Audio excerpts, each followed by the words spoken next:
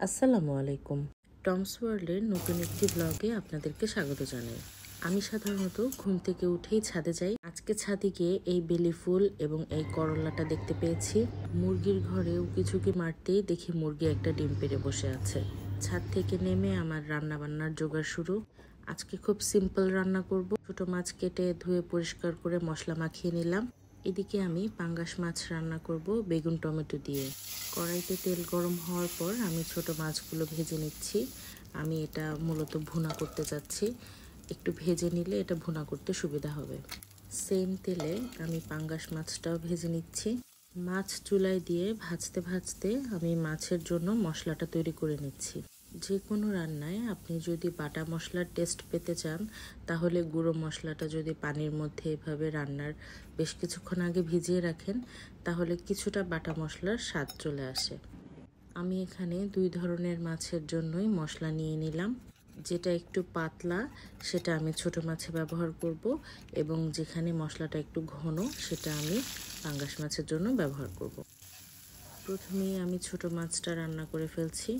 এটার মধ্যে পেঁয়াজটা হালকা বেশি যাবে, তাই পেঁয়াজ দিয়ে আমি বাটিতে গুলিয়ে রাখা মশলাটা সেটাও দিয়ে ভালো মতো কষিয়ে নিচ্ছি। এই তো এরপরে আমি এখানে একটু টমেটো কাঁচামরিচ অ্যাড করলাম।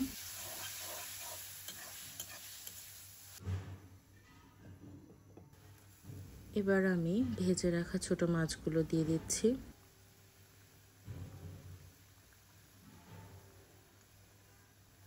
এবার একটু ধনিয়া পাতা অ্যাড করছি। আমাদের ছোট মাছ রান্না শেষ। এবার আমি পাঙ্গাস মাছটা রান্না করছি। মাছ ভাজার সময় মাছ থেকে অনেক তেল উঠেছে, আমি সেই তেল দিয়েই রান্নাটা কমপ্লিট করছি। এই রান্নাটাও খুব সহজ।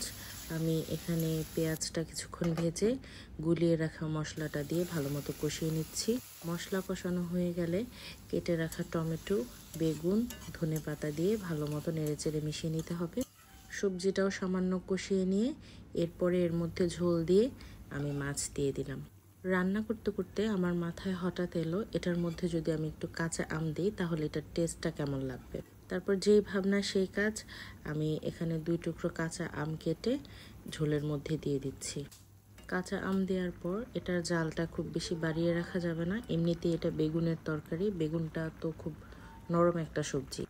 আর যেহেতু এটাতে আমি টক অ্যাড করেছি, এটার ঝোলটাও খুব বেশি শুকানো যাবে না। তো এবার আমার রান্না শেষ, খাওয়া দাওয়ার পালা। কাঁচা আমের কারণে ঝোলটাও টকটক হয়েছে, খেতে খুব ভালো লেগেছে। আপনারাও ট্রাই করতে পারেন। বিকেলবেলা আবার ছাদে উঠলাম। ছাদে উঠে আকাশটা দেখলাম, খুব সুন্দর বাতাস হচ্ছিল। সন্ধ্যার টাইম ছিল, তাই পাখিগুলো তাদের নিড়ে ফিরে যাচ্ছে, সেটা বসে বসে দেখছিলাম। সন্ধ্যায় মনে হলো একটু চানাচুর মেখে খাই, তাই ঝটপট বাসায় যা ছিল তা দিয়েই আমি চানাচুরটা মাখলাম। মনে হচ্ছিল এর মধ্যে একটু শসা টমেটো দিতে পারলে বেশ ভালো লাগতো। অনেকেই আছেন যারা শসা টমেটো খেতে পছন্দ করেন না। আমার আজকের ভ্লগ আমি এখানেই শেষ করছি। আমার ভিডিওগুলো আপনাদের ভালো লেগে থাকলে অবশ্যই লাইক, কমেন্ট এবং শেয়ার করবেন। আপনাদের সাথে আমার দেখা হবে আমার নেক্সট কোনো ভিডিওতে। ততক্ষণ পর্যন্ত সবাই ভালো থাকবেন, সুস্থ থাকবেন। আল্লাহ হাফেজ।